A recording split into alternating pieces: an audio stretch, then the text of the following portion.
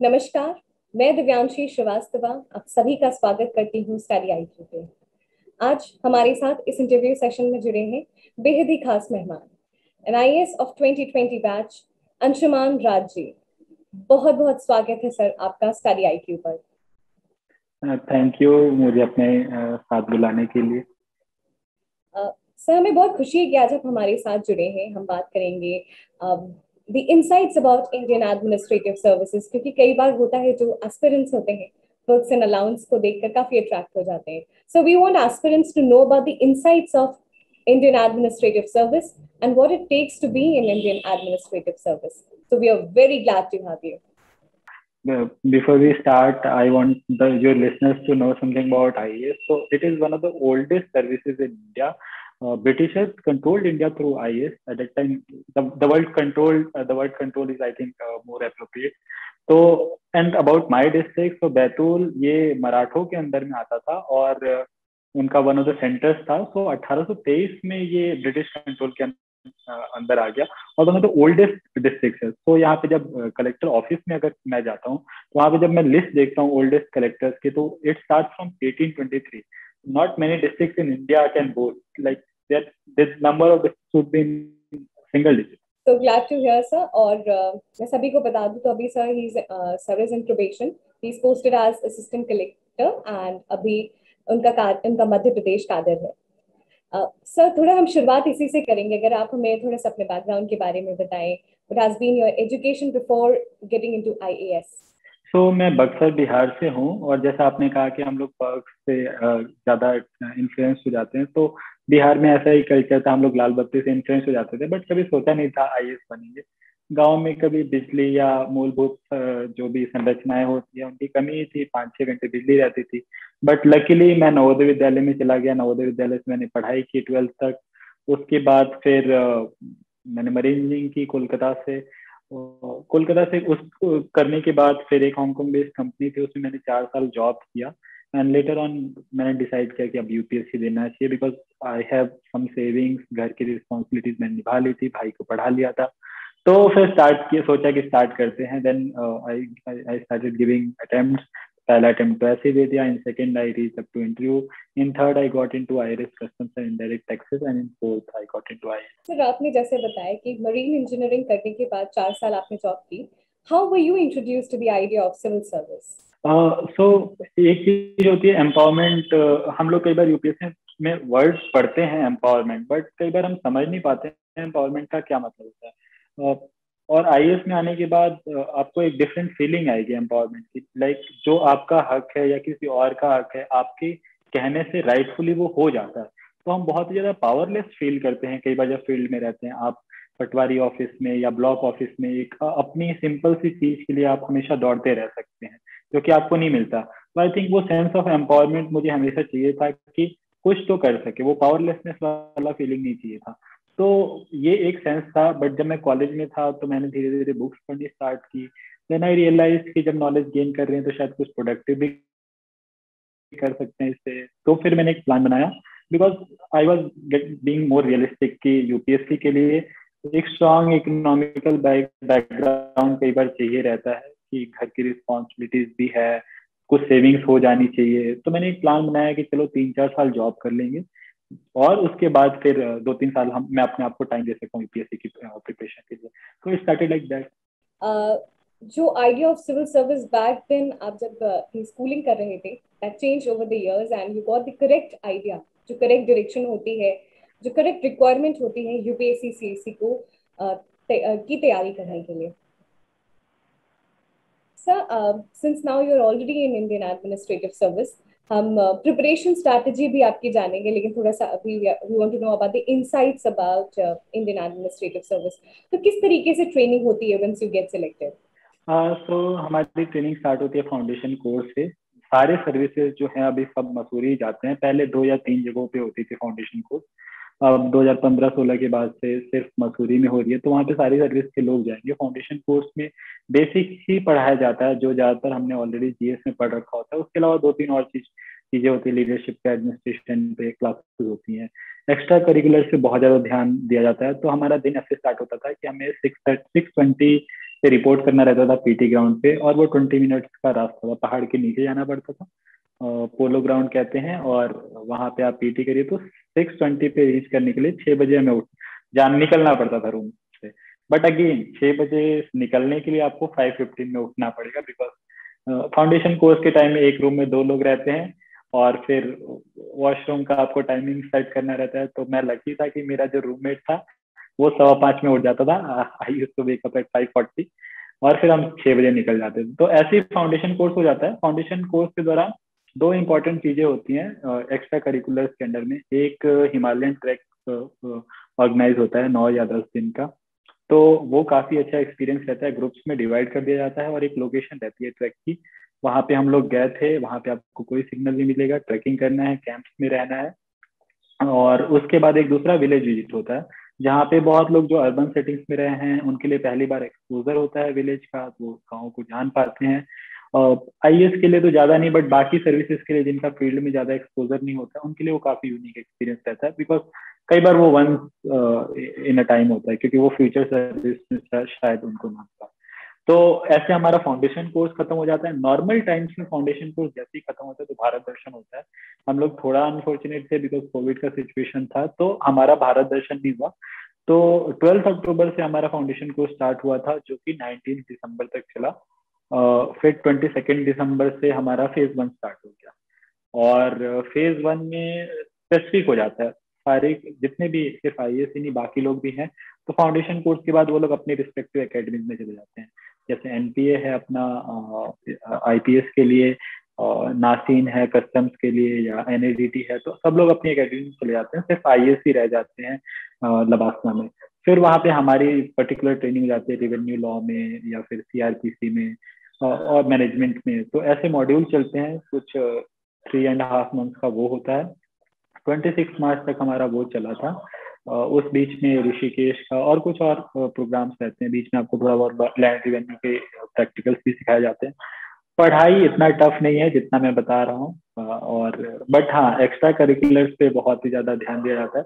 एक सुबह आपको पीटी करनी है, शाम में आप हॉबीज के तौर पे घुड़सवारी रख सकते हैं, पेंटिंग कर सकते हैं, मतलब आप जो भी सोचिए वहाँ पे वो अवेलेबल है। वो बहुत ही अच्छी चीज है। लाइब्रेरी वहाँ की बहुत ही अच्छी है, अगर किसी को टाइम मिले तो जाना चाहिए। यूजुअली लवासना में 5-6 लोगों को टाइम नहीं मिल पाता है। देन मेस भी वहाँ की अच्छी है, ब्यूटी वहाँ की बहुत ही अच्छी है मसूरी की। तो एक बहुत ही अच्छा एक्सपीरियंस होता है। फाउंडेशन कोर्स का एक और पर्पस जो होता है वो ये रहता है कि वहाँ पे सारे सर्विसेज के लोग रहते हैं, तो वो जो इंटर सर्विसेज कोऑर्डिनेशन रहता है, अगर कोई चाहे तो बहुत ही अच्छा डेवलप कर सकता है, जो कि अभी हमें रियलाइज नहीं होता है। बट जैसे जैसे आप सर्विस में मूव ऑन करेंगे तो वो आपको रियलाइज होगा। जैसे आईएएस आईपीएस के बीच में कोऑर्डिनेशन, या आईएएस आईआरएस आईएएस आईएफएस, तो आपस में वो कोऑर्डिनेशन बहुत अच्छा हो जाता है। जैसे हमने कोविड फर्स्ट वेव में देखा था कि आईएएस और आईआरपीएस के कोऑर्डिनेशन से बहुत सारे रेलवे से जो आ भी रहते पैसेंजर, जो कि कहीं पे स्टैंडर्ड थे मजदूर, तो वो काफी अच्छा हेल्पफुल था। तो ये टोटल पर्पस होता है हमारा दोनों ट्रेनिंग का। 26 मार्च को एक बार हमारी ट्रेनिंग खत्म हो गई वहां से, फिर जैसा मैंने पहले बताया कि हमें डिस्ट्रिक्ट में भेज दिया गया। Phase 1 was very interesting to know about कि किस तरीके से अलग अलग ऑल इंडिया सर्विस के सभी ट्रेनिंग होती है। Now we would love to know about district training के बारे में। You are right now posted as assistant collector, this is part of your district yes. Training. तो डिस्ट्रिक्ट ट्रेनिंग में what are the work that you have to do as assistant collector? So मैंने 15 अप्रैल को join किया था। जब join किया तो मेरे डिस्ट्रिक्ट में ऑलरेडी कोविड कर्फ्यू लगा हुआ था, कंप्लीट लॉकडाउन था, और मैं बिहार से आ रहा था जहाँ पे चीजें ओपन थी, वहां पे भी कोविड सेकेंड वेव पहुंचा नहीं था।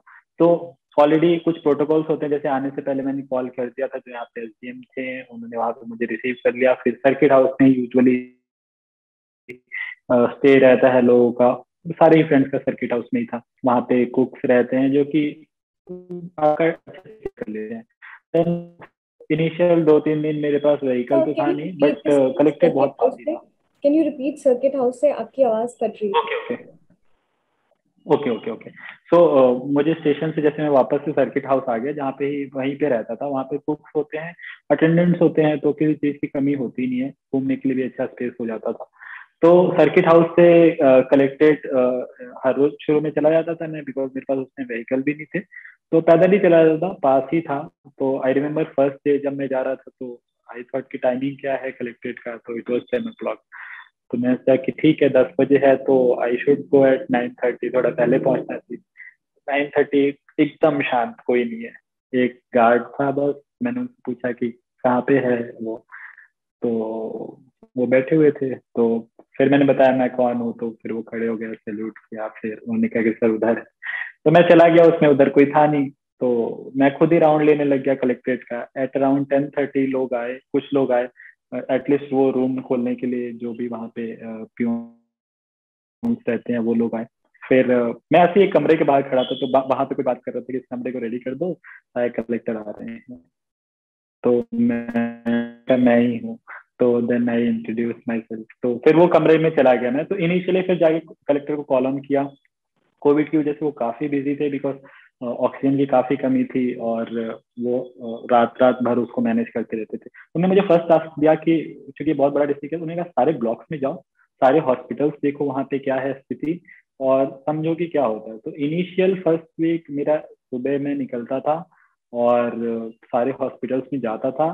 कुछ बेसिक मेरे पास चेकलिस्ट थी कि मुझे ये चीजें देखनी थी। एक बार कहीं पे चले जाते हैं तो फिर हम खुद से ही सीखने लग जाते हैं कि अच्छा ऐसा है, ऐसा है, ये चीजें चेक करनी चाहिए, दवाइयाँ, या किससे पूछ लिया, कई बार कोविड पेशेंट से पूछ लेता था। तो इनिशियली ये चला। उसके बाद फिर उन्होंने मुझे पर्टिकुलर रिस्पॉन्सिबिलिटी दे दी कि 2 ब्लॉक थे काफी बड़े जहाँ पे केसेस बहुत हाई थे, तो वहाँ पे उन्होंने मुझे मैनेज करने के लिए दे दिया। कलेक्ट्रेट का मैं आपको जस्ट बताता हूँ जिससे ट्रेनिंग भी आप समझ पाएंगे। एक्चुअली लदासा हमारा एक ट्रेनिंग शेड्यूल देता है एज एन आईएएस ऑफिसर। एक डिस्ट्रिक्ट में हमारा मेन काम रहता है कि सारे जितने भी, क्योंकि गवर्नमेंट का ऐसा स्ट्रक्चर होता है कि गवर्नमेंट के वेरियस मिनिस्ट्रीज होते हैं। हर मिनिस्ट्री एक पर्टिकुलर डिपार्टमेंट को देखता है। जैसे हो सकता है वाटर रिसोर्स डिपार्टमेंट अलग है, महिला बाल विकास अलग है, तो वो एक साइलोस में काम करते हैं। वो सिर्फ महिला बाल विकास पे काम करेगा, वाटर वाला सिर्फ वाटर पे काम करेगा, और उनका एक अलग अमला होता है जो कि उनका अलग स्टाफ होता है जो कि डिस्ट्रिक्ट तक रहता है, ब्लॉक गांव तक रहता है। तो एज ए कलेक्टर आपका ये काम रहता है कि जितने भी डिपार्टमेंट्स हैं उन सब के बीच में कोऑर्डिनेट करना है कि एक तो प्लान ओवरलैप कर जाए, ऐसा ना हो कि सबके सब साइलोज में काम कर रहे हैं। दोनों के बीच में कोऑर्डिनेट करना, बिकॉज एक दूसरे से रिस्पॉन्सिबिलिटी नहीं है उनकी, तो वो शायद आपस में वो संतुलन भी ना बना पाए या कोऑर्डिनेट ना कर पाए। तो कलेक्टर का ये काम रहता है कि प्रायोरिटी सेट करते हैं कि मुझे ये चीज चाहिए, इस पे ज्यादा फोकस करो, प्लस वो मैन पावर भी डाइवर्ट कर पाते हैं। तो उनको असिस्ट करने के लिए एज ए डिस्ट्रिक्ट हेडक्वार्टर में काफी लोग रहते हैं।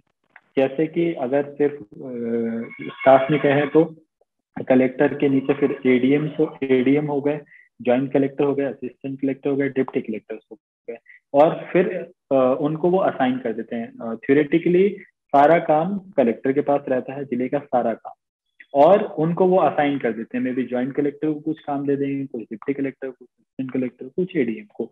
तो वो ऐसे कार्य का विभाजन कर देते हैं, और फिर उनका रिस्पॉन्सिबिलिटी थोड़ा कम हो जाता है, या फिर जिनमें उनको लगता है कि मुझे पर्सनली देखना है तो वो उनमें वो पर्सनली रहते हैं। तो इसी आधार पे अब हमारी जो ट्रेनिंग होती है, तो हमें जो उनको आता है वो हमें भी सीखना चाहिए। तो वो हमारी पूरी ट्रेनिंग इस तरह से डिजाइन होती है कि हम एक एक डिपार्टमेंट का हमारा एक्सपोजर हो जाए।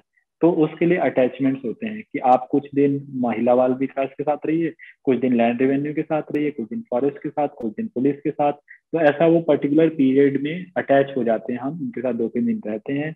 जो क्लर्क्स होते हैं उनके साथ बैठते हैं, उनकी फाइल्स देखते हैं। फिर हमें पता चलता है कि अच्छा उस डिपार्टमेंट में हो क्या रहा है, प्रॉब्लम्स क्या है। तो ये पूरा शेड्यूल बन जाता है थ्योरेटिकली, बट रियल में कई बार ऐसा होता नहीं है। बिकॉज अगेन जैसे कोविड आ गया था तो सर ने मुझे कुछ और काम दे दिया।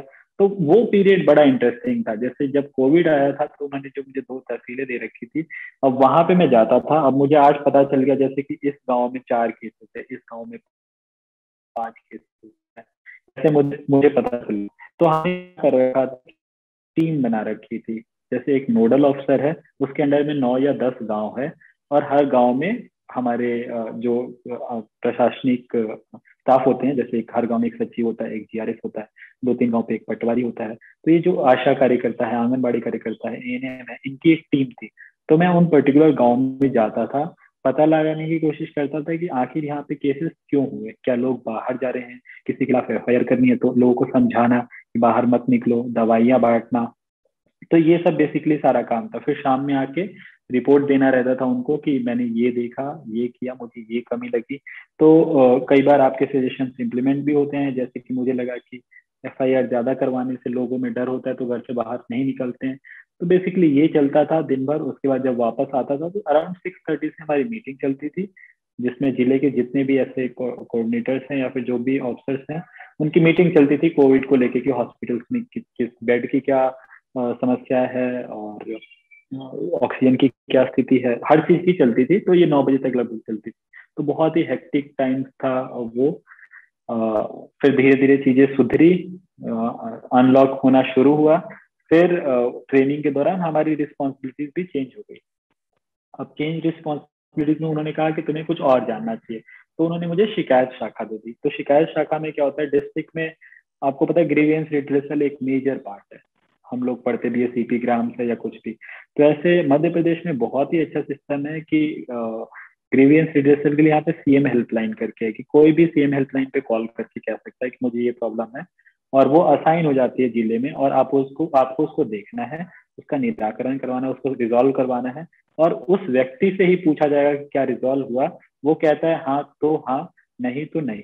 तो डिस्ट्रिक्ट में क्या प्रॉब्लम्स है वो आप समझ जाएंगे। तो जब आप प्रॉब्लम्स को आप देखना शुरू करेंगे तो आपको पता चलेगा कि लोग नीचे के लोग क्या गलतियां करते हैं या क्या गड़बड़ियां करते हैं। क्योंकि हम लोग भी जब एस्पिरेंट थे तो हम लोग सुनते थे या लिखते थे ये प्रॉब्लम है, वो प्रॉब्लम है, ऐसा होना चाहिए, वैसा होना चाहिए। तो अभी हम प्रॉब्लम सुन रहे हैं कि ग्राउंड पे ऐसा प्रॉब्लम होता है।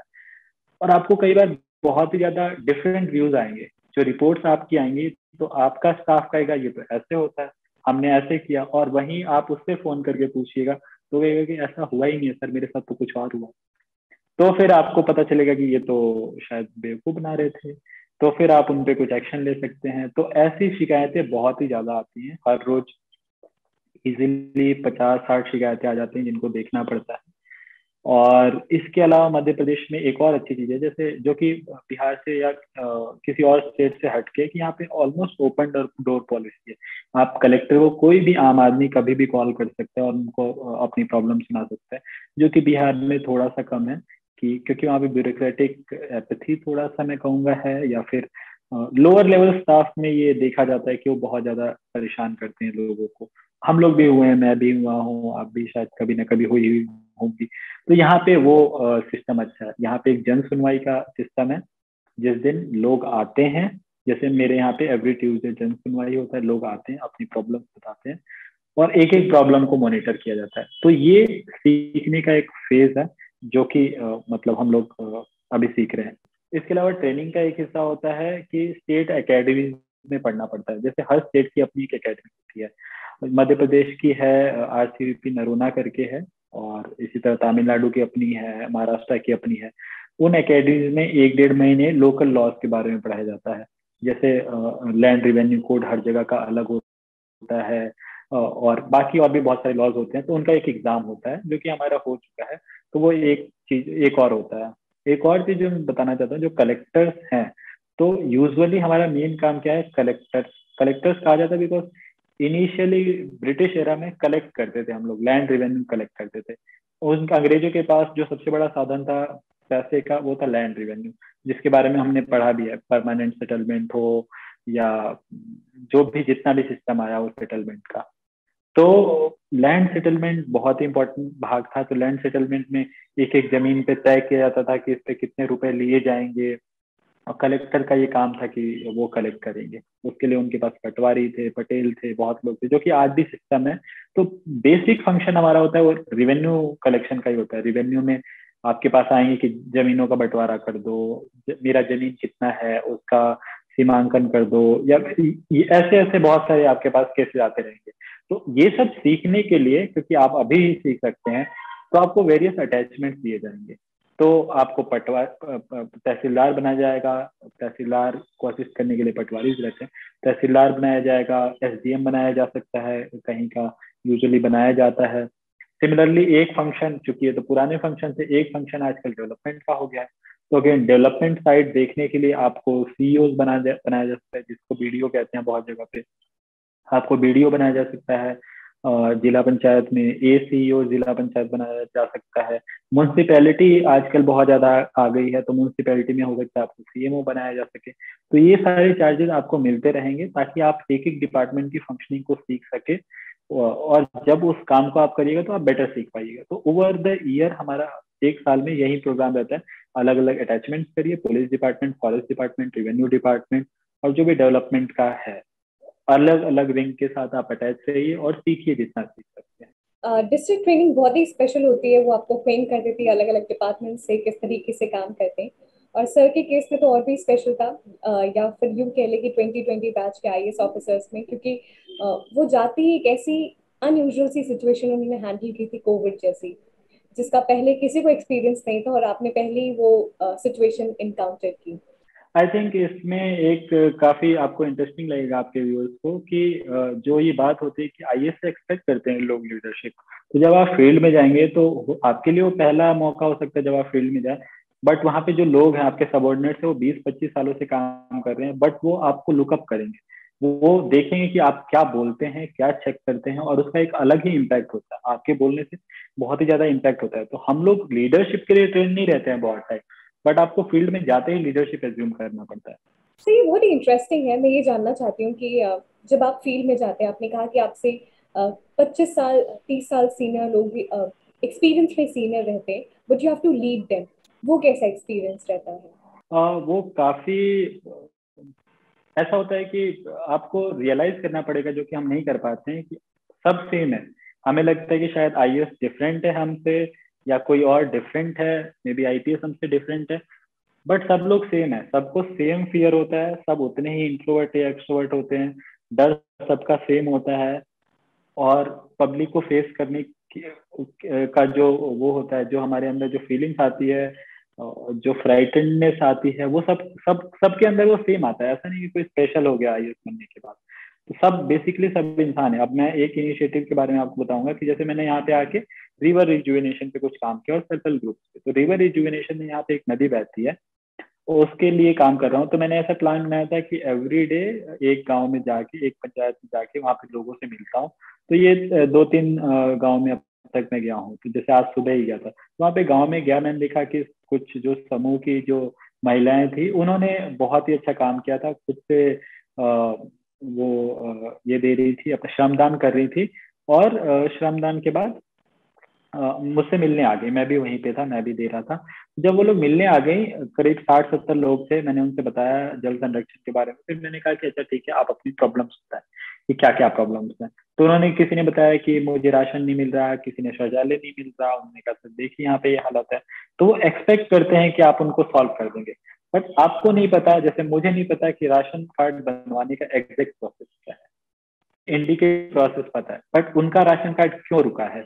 उनको यहाँ पे एक होता है पात्रता पर्ची, तो वो क्यों नहीं मिला है। किसी को बीपीएल के लिए अप्लाई करना है तो ठीक है, इनको अप्लाई करना है, पर उनको वो अंक कैसे मिले, क्योंकि उनके कोई वो काम अगर 5 साल या 10 साल से कर रहा है, तो वो जान चुका है। अगर मैं आपको रटवा दूं कि बीपीएल का कार्ड ऐसे बनता है, ऐसे बनता है, 2 दिन में सब लोग भूल जाते हैं। तो वहां पे ऑन द ग्राउंड वो एक्सपेक्ट करते हैं कि आप लीडरशिप रोल लें। कुछ लोग थोड़ा एग्रेसिव टाइप हो जाते हैं कि सर मुझे क्यों नहीं मिला, ये मुझे मिलना ही चाहिए। और कई लोग, और फिर आप बाद में आपको अलग हिस्ट्री पता चलेगी कि अरे वो तो व्यक्ति ऐसा था। जैसे आज ही के बारे में बताऊं, तो कोई महिला कह रही थी, बाकी महिलाओं ने कहा कि सर यहाँ पे शराब बहुत ज्यादा बिकती है, कुछ देखिए। फिर एक महिला आई, उन्होंने कहा कि सर मुझे शौचालय नहीं मिला, थोड़ा वो एग्रेसिव हो गई। फिर तीसरी महिला ने बताया सर यही शराब बिकती है। तो ऐसे ऐसे इंसिडेंट आपके साथ हो जाते हैं, थोड़ा आपको विवेक से काम करना पड़ता है।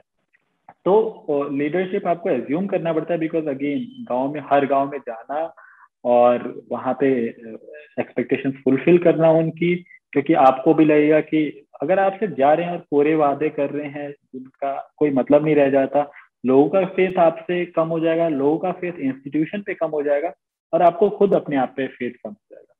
तो थोड़ा सा वैसा होना पड़ता है। अगेन लीडरशिप स्टाइल सबकी अलग होती है। कुछ लोग डांट के करवा लेते हैं, कुछ लोग प्यार से करवा लेते हैं। कई लोग होते हैं जिनको मारना ही पड़ता है, कई लोग ऐसे होते हैं, मारना ही सेंस की पनिश करना पड़ता है, और कुछ लोग होते हैं जो प्यार से ही मानते हैं, उनको आप पनिश करके काम नहीं करवा सकते। और अगेन आप डिस्ट्रिक्ट में, अलग अलग डिस्ट्रिक्ट में जाएंगे तो जैसे साउथ ऑफ मध्य प्रदेश काफी ये सब पोलाइट डिस्ट्रिक्ट माने जाते हैं, बैतूल खासकर। तो और कुछ डिस्ट्रिक्ट हैं जैसे ग्वालियर साइड में है, मुरैना हुआ, भिंड हुआ, जहाँ पे लोग कहते हैं कि हाँ ये अच्छा अफसर आया, ये मारता है। तो अगेन डिपेंड करता है, आपकी लीडरशिप स्टाइल टोटली चेंज हो जाती है।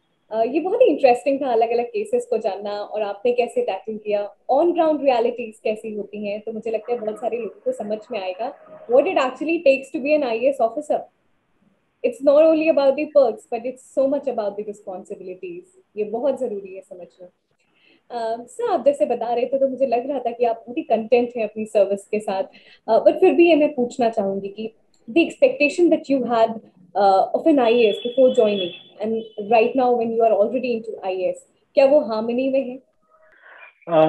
एक चीज जो कि हम लोग पहले सोचते हैं, हमें लगता है कि हम आईएएस बन जाएंगे तो सब कुछ सीख के जाएंगे सर्विस में, कि हमें पता रहेगा क्या करना है। हम एक्सपेक्ट भी करते हैं अपने ऑफिसर से, हमें लगता है कि हम किसी एसडीएम के पास या डीएम के पास जा रहे हैं तो उनको सोल्यूशन शायद पता रहेगा या पता होगा, बट एग्जैक्टली इसका अपोजिट होता है, हमें कुछ नहीं पता रहता जब हम सर्विस में आते हैं। बिकॉज अगर आप बुक लिस्ट देखोगी, एक एक एक्ट और जो सर्कुलर्स आते हैं इतने मोटे मोटे, तो एक्ट्स हैं लाइक हमने वो पढ़ा नहीं है, हम ऑन द गो जाते हैं। जैसे मैंने बताया कि हमारा काम होता है कोऑर्डिनेशन का, तो जरूरी नहीं है कि अगर गवर्नमेंट की 72 स्कीम्स चल रही है तो मुझे एक एक स्कीम के बारे में पता हो, मुझे एक एक स्कीम के अंदर किसकी पात्रता है, कौन बेनिफिशियरी होना चाहिए, क्यों उसको रिजेक्ट किया जाता है, क्या प्रोसेसेस हैं। मुझे जरूरी नहीं है कि मुझे सब कुछ पता हो, बट मुझे ये पता होना चाहिए कि मैं किससे बात करूं। मुझे ये पता होना चाहिए कि अगर कोई बच्चा स्कॉलरशिप के लिए आ रहा है तो मुझे किसको कहना है, और फिर मैं उससे राइट क्वेश्चंस पूछ सकूं कि आपने इसका स्कॉलरशिप क्यों नहीं किया, क्या प्रॉब्लम्स है, आप मुझे 2 दिन में करके बताइए वरना मैं फिर आपके खिलाफ एक्शन लूंगा। तो आपको ये पता होनी चाहिए। तो एक्सपेक्टेशंस एज पर कि पहले लगता था इजी है, वो इजी बिल्कुल भी नहीं है। पहली एक्सपेक्टेशन तो यहाँ पे वो हो जाती है। दूसरा, पर्क्स जितना बाहर से लगता है कि बहुत ज्यादा पर्क्स है, पर जितना सोचा था उतना नहीं है, at least not at this level. और एक्सपेक्टेशंस के अलावा मैं कुछ खास नहीं कहूंगा। हाँ, मैंने कुछ एक्सपेक्ट किया था कि शायद अगर नॉर्मल टाइम रहते, स्कूल्स वगैरह रहते, तो मैं वहां पे जाता और कुछ करता, लोगों से, बच्चों से बात करता, तो शायद वो नहीं हो पाया। एक एक्सपेक्टेशन में मैंने सोचा था कि मैं सुबह उठूंगा, कुछ एक्सरसाइज करूंगा, वो मेरी एक्सपेक्टेशन काफी ज्यादा टूटी है, बिकॉज टाइम नहीं मिल पाता है। और बाकी एक्सपेक्टेशन ठीक है अभी तक। तो जैसे अभी हमने बात की पोस्ट यूपीएससी जर्नी की, when you are already into IAS, हम थोड़ा सा प्री यूपीएससी जर्नी की बात करना चाहेंगे। आपका फोर्थ अटेम्प्ट में आईएएस क्लियर हुआ, थर्ड अटेम्प्ट में यू आर ऑलरेडी आईआरएस। अब बहुत जरूरी होता है जब आप सक्सेसिव अटेम्प्ट्स देते हैं तो अपनी गलतियों को पहचानना। इन सक्सेसिव अटेम्प्ट्स में आपने अपनी गलतियों से क्या सीखा? मैं अगर फर्स्ट टाइम की बात करूं तो मैं कुछ ज्यादा ओवर कॉन्फिडेंट था। मैंने 2-3 महीने ही तैयारी की थी, और मैं एक साथ इंजीनियरिंग की भी तैयारी कर रहा था, कुछ और एग्जाम्स की और यूपीएससी की भी। तो मुझे लगा कि मैं दोनों कर सकता हूँ, जबकि मेरा उस टाइम प्री कुछ 2-3 मार्क्स पे रह गया था। मुझे रियलाइज हुआ कि कर सकते हैं, बट मुझे फोकस चाहिए, और अगर मेरा प्री हो भी ज्यादा तो मेरा मेंस नहीं होता, बिकॉज मैंने प्रिपेयर ही नहीं किया था। देन आई रियलाइज कि मुझे ज्यादा फोकस चाहिए। Then again I gave second attempt, जहाँ पे अगेन मैंने सोचा कि मैं नोट्स क्यों बनाऊं, इससे अच्छा मैं तो दोबारा बुक पढ़ लूंगा, क्योंकि मेरी रीडिंग स्पीड फास्ट है।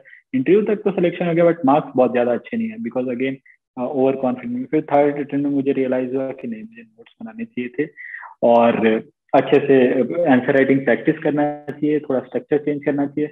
बट उसमें मैंने एक गलती जो कर ली थी कि मैंने कुछ टॉपर्स की कॉपी देखे थे, मैंने देखा था कि उसमें वो बहुत इधर डायग्राम उधर गोला और ये वो बहुत प्रेजेंटेशन पे ध्यान देते हैं। तो मुझे लगा कि प्रेजेंटेशन शायद ज्यादा मैटर करती है, और मैंने एक टेस्ट सीरीज भी ज्वाइन किया कर रखा था, वो तो हर क्वेश्चन मेरा काटते रहते थे कि गोला बनाओ, बबल्स बनाओ, ये बनाओ, वो बनाओ। देन आई थॉट कि चलो ठीक है, ऐसा बना के देखते हैं। आई गॉट सेलेक्टेड, बट बहुत ही अच्छी रैंक नहीं है कि मैं आईएएस में हो जाऊँ। फिर फाइनल अटेम्प्ट में मैंने सोचा कि ये सबसे कुछ नहीं होता, बिकॉज आपकी कॉपी चेक कौन कर रहा है? वही स्टूडेंट जो खुद अपना मेंस क्लियर नहीं कर पा रहा, वो आपको बता रहा है कि आप ऐसे देखो। तो रेदर देन किसी और पे रिलाई करना, आप खुद पे रिलाई करो कि यूपीएससी का डिमांड क्या है, वो क्या चाहता है। तो आप उसके सिलेबस को पढ़िए कि वो क्या कर रहा है। मैंने प्रॉपर सिलेबस पढ़ा, प्रॉपर नोट्स बनाए उसके, आंसर राइटिंग प्रैक्टिस अच्छी की, रेदर देन कि कंटेंट डिलीवरी। मैंने कंटेंट पे ज्यादा फोकस किया, डिलीवरी भी अच्छी थी, अच्छी हो गई थी, बट कंटेंट पे अगेन ज्यादा फोकस किया। और एग्जामिनर के माइंडसेट को जानने की कोशिश की कि एग्जामिनर को समझ में नहीं आएगा 50 गोले बना दिए तो वो अगर कोई 50 साल के प्रोफेसर है जिन्होंने हमेशा सिंपल लिखा है, उनको समझ में नहीं आएगा किधर कौन सा गोला किधर से कनेक्ट करना है, क्या बबल किधर है, कौन सा डायग्राम, कौन सा एरो कहाँ जा रहा है, आउटपुट क्या निकल रहा है, जिसका कोई मतलब नहीं है, जो मैं प्लेन लाइन में लिख सकता था जिसको वो इजिली समझ सकते। पता नहीं वो घर पे किससे लड़के आए हैं और क्या हुआ है, उनको बस सिंपल चाहिए। तो एग्जामिनर के माइंडसेट को समझा, यूपीएससी की माइंडसेट को समझा, नोट्स बनाए, प्रैक्टिस किया, एंड देन ज्यादा अच्छे मार्क्स है। तो गलतियों से मैंने यही, और एक और गलती से जो मैंने सीखा कि बहुत लोग के अंदर ये रहता है कि यूपीएससी को ब्लेम कर देते हैं कि मैंने तो अच्छा ही लिखा था, यूपीएससी ने मार्क्स नहीं दिया। मैंने एक चीज हमेशा क्लियर रखी कि हमेशा गलती तो मेरे अंदर ही होगी, वरना यूपीएससी को मुझसे क्या फर्क पड़ा है, मुझे तो जानता भी नहीं है यूपीएससी, तो मुझसे क्यों दुश्मनी होगी। तो आप रियलाइज करिए कि अगर आपके कम मार्क्स आ रहे हैं किसी सब्जेक्ट में तो आपकी ही कोई ना कोई गलती होगी। अगर आप एग्जैक्ट सेम चीज रिपीट करेंगे तो आपको एग्जैक्ट सेम रिजल्ट मिलेगा। आप चेंज हो जाइए। तो कम मार्क्स आए, मैं चेंज हुआ, मार्क्स बढ़ा, फिर चेंज हुआ, फिर मार्क्स बढ़ा। तो ये मेरा वो हमेशा से रहा सर आपने बहुत इंपॉर्टेंट पॉइंट रेज किया कि कंटेंट प्रेजेंटेशन से ज्यादा जो आप कंटेंट लिख रहे हैं उस पर ध्यान होना चाहिए। एंड सेकेंड चीज, सिलेबस से बहुत वेल वर्स होना चाहिए। मेरा जो प्रश्न है वो इन्हीं दोनों से रिलेटेड है। कई बार स्टूडेंट्स में एक रेजिस्टेंस होता है सिलेबस पूरा पढ़ने का। सिलेबस के छोटे छोटे टॉपिक्स जो हैं वो कहाँ से पढ़े, शायद वो इंटरलिंक नहीं कर पाते सिलेबस को। इंटरलिंकिंग ऑफ सिलेबस, सिलेबस की एप्रीहेंशन प्लस अपने कंटेंट को सबसे अलग कैसे बनाना है। है। हाँ, ये आपने अच्छा कहा कि पहली बात तो हमारे अंदर वो इनर्शिया रहता है कि सब कुछ ही पढ़ लेते हैं, जो मैं भी करता था, सिलेबस में तो होगा ही, जो कि गलत है। अ, हम लोग कई बार शॉर्टकट से पीछे चले जाते हैं। लोगों के अंदर में वो रहता है कि फर्स्ट अटेम्प्ट में क्लियर कर लेना है, सेकंड अटेम्प्ट में क्लियर करना है। बट यूपीएससी मैराथन है, जो कि मैं कहता हूँ यूपीएससी स्प्रिंट नहीं है, वनडे का रेस नहीं है कि 100 मीटर दौड़ा खत्म। वो आपको दौड़ते रहना है 1 साल, अगर मिनिमम भी कोई आता है तो उसको 2 साल लगेंगे। 1 साल प्रिपरेशन और 1 साल तो यूपीएससी का खुद का फेज, प्रीलिम्स होगा, मेंस होगा, इंटरव्यू होगा, 1 साल तो उसी में लग जाता है। तो मिनिमम आप 2 साल में है ही, तो आप अच्छे से प्रिपरेशन करिए। तो वो इनर्शिया ब्रेक करना बहुत जरूरी है, क्योंकि वो थ्रू आउट हमेशा रहेगा। सर्विस में आने के बाद भी बहुत कुछ पढ़ना ही पड़ता है। तो पहली बात तो ये होगी। दूसरा, सिलेबस पढ़ने का एक ये फायदा है जो कि हम लोग शुरू में नहीं पता चल पाता, कि आपको अगर आंसर नहीं भी पता है तो जस्ट आपको ये पता रहेगा कि सिलेबस के किस टर्म से ये क्वेश्चन है, तो आप उसमें कुछ ना कुछ तो लिख के आ ही जाएंगे। जैसे कि अगर क्रॉपिंग पैटर्न से क्वेश्चन अगर पेपर 1 में आया तो मुझे पता है वो ज्योग्राफी से रिलेटेड है। अगर पेपर 3 में आया तो अगेन मुझे पता है वो जो इकोनॉमिक्स से रिलेटेड हो सकता है। सिमिलरली वुमेन, अगर वुमेन का क्वेश्चन पेपर 1 में आया तो मुझे पता है वो सोसाइटी के एंगल से लिखना है। अगर पेपर 3 में आया है तो मुझे पता है उस एंगल से लिखना है। तो अगर आपको सिलेबस का माइक्रो टर्म्स पता है कि वो किस चीज से है, तो आप उस आंसर को मोल्ड कर सकते हैं कि क्वेश्चन की डिमांड क्या होगी। बिकॉज वो पेपर 1 में सोसाइटी के एंगल से बिल्कुल डिफरेंट चीज डिमांड कर रहा है, पेपर 3 में वो बिल्कुल डिफरेंट चीज डिमांड कर रहा है। दोनों में अगर आप सेम आंसर लिख के आएंगे, बिकॉज आपको लगेगा यार ये तो सेम सवाल पूछ दिया, बट यूपीएससी ने डिफरेंट माइंडसेट से पूछा है। तो इसीलिए आपको सिलेबस का पता रहना बहुत जरूरी है। और तीसरी जो चीज आपने पूछी थी कि सिलेबस पता नहीं चलता कि वो सिलेबस कहाँ से कंप्लीट करें, तो बहुत ही एक सिंपल सा आपको बताता हूँ। आप वो जस्ट सिलेबस का टर्म ले, आजकल तो माइक्रो सिलेबस भी बहुत सारे आ गए हैं, आप उस सिलेबस का टर्म ले, गूगल करें उसको और उसके आगे यूपीएससी लिख दें। तो हो सकता है कि किसी कोचिंग इंस्टीट्यूट का आपको नोट्स मिल जाए, विजन आईएएस हो या दृष्टि हो, या किसी का नोट्स मिल जाए, या किसी और ने उसका नोट्स, किसी टॉपर ने उसका नोट्स बना रखा है, या कुछ भी बना रखा है। एक बार आपको मेहनत लगेगी, उन टॉपिक्स के अगर नोट्स मिल जाते हैं तो अच्छे हैं, वरना खुद किसी बुक से देख के, न्यूज़पेपर से देख के, किसी मैगजीन से देख के खुद से उनके नोट्स तैयार कर लें। मैंने जहां तक प्रिपरेशन की है, मैक्सिमम चीजें इंटरनेट पे मिल जाती है। एक और चीज होती है कि कई बार हम सोचते हैं कि पढ़ के याद क्यों नहीं हुआ, जैसे सिलेबस के टर्म्स या कुछ भी हुआ, हमें लगता है पढ़ा तो था बट याद नहीं रहता कुछ। मे बी जो जो बन गया ये उनका दिमाग शायद कुछ तेज रहता हो, हमें भी याद नहीं रहता था, बट मल्टीपल रिविजन की रहते हैं कई बार हम जो इम्पोर्टेंट चीजें रहती है वो मैं दीवार पे चिपका दिया करता था हर जगह, कि कहीं भी वॉक करते टाइम उसको पढ़ लिया, या फिर नजर सामने पड़ गई, कहीं तो देख लिया। तो आप ये मत सोचिए कि आपका दिमाग कमजोर है या आपको एक बार भी याद नहीं रहता, किसी को याद नहीं रहता, मुझे तो खास कर याद नहीं रहता। तो वो एक की है कि हार नहीं मानना है कि मुझसे तो नहीं होगा, या फिर मुझे तो याद नहीं रहेगा। कभी हार नहीं मानना है और अपने ऊपर भरोसा रखना है, ये बहुत जरूरी है क्योंकि ये जर्नी बहुत बड़ी है। आप खुद को ही आप मोटिवेटेड और कंसिस्टेंट रख सकते हैं, कोई एक्सटर्नल फैक्टर्स नहीं आ सकते हैं, जैसे सर ने बताया। सर, रिवीजन की आपने बात की, मैं आपसे आपकी रिवीजन स्ट्रैटेजी जानना चाहती हूँ। हाँ, तो अगेन जैसे आपने पहले भी पूछा था कि क्या क्या मैंने सीखा, तो सबसे बड़ी चीज मैंने यही सीखी थी कि मैंने शुरू के अटेम्प्ट में रिवीजन नहीं किया था। तो रिवीजन के लिए मैंने बाद में स्पेसिफिक टाइम दिया था। इनिशियली एटलीस्ट मैं हर 15 दिन में रिवाइज करता था जरूर, जो भी मैंने नोट्स बनाए हैं। सब कुछ तो रिवाइज नहीं कर सकते हैं, बट अगेन मैं माइक्रो नोट्स बना लिया करता था, जब भी कुछ पढ़ता था उनको रिवाइज करता था एवरी 15 डेज पे। टाइम मिल जाए तो पूरे नोट्स कर लिया, नहीं तो माइक्रो नोट्स को कर लिया। जब एग्जाम पास आ गए, जब एक महीने ही बचा नहीं इसमें, तो एवरी वीक उसको रिवाइज करता था। और मैंने लास्ट का 10 दिन रखा था कि सिर्फ और सिर्फ मैं अपने नोट्स को रिवाइज करूंगा। तो ये मेरा टोटल वो था। तो आप ड्यूरेशन में बांट सकते हैं उस रिवीजन को, बट रिवीजन तो करना ही है। And if you can take you back to your preparation days, आप किस तरीके से मैनेज करते थे अपना स्केड्यूल? मेरा शेड्यूल ऐसा होता था कि 7:30 में मैं उठता था, कुछ 8 बजे से पहला मेरा काम रहता था न्यूज़पेपर पढ़ना। 1 से 1.5 घंटे न्यूज़पेपर पढ़ता था मैं 9:30 के आसपास। फिर मैं ब्रेकफास्ट कर लेता था। उसके बाद मैंने टाइम बना रखा, ये मैं मेंस के टाइम की बात बता रहा हूँ। तो मैं सुबह का अराउंड 10 to 12:45 मैंने ऑप्शनल को दे रखा था।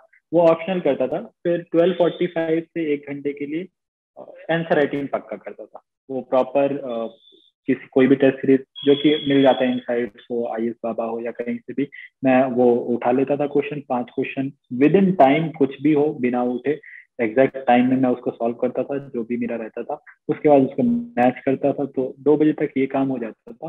फिर अगेन नहाता वहाता था और खाना खा लेता था। फिर 3 बजे से अगेन जीएस पे टाइम देता था मैं। फिर अराउंड 1 आवर में देता था। कई बार साइकिलिंग करने चला जाता था, वॉक कर लेता था, बट उस टाइम मैं कान में लगा के कुछ सुन लेता था, न्यूज या फिर जो कुछ डिस्कशन होता है जो ऑल इंडिया रेडियो पे होता है, उनको सुन लिया करता था। बट फिर अगेन शाम में भी ऐसे ही, तो कुल मिला के 12:30 तक पढ़ता था। एंड सुबह 7:30 में उठ जाता था, बट नींद 7 घंटे पूरी कर लेता था।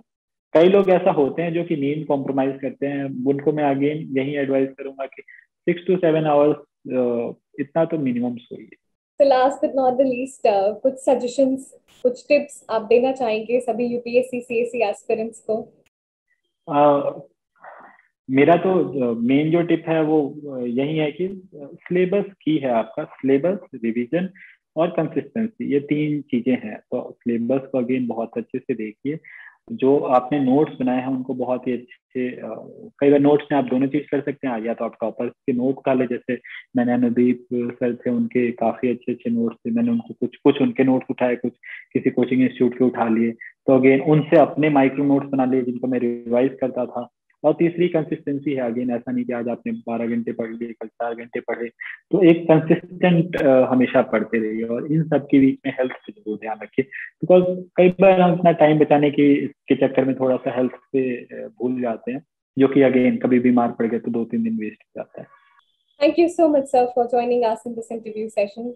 It was really pleasure to have you today, knowing about your experience of post UPSC and pre UPSC. Thank you once again.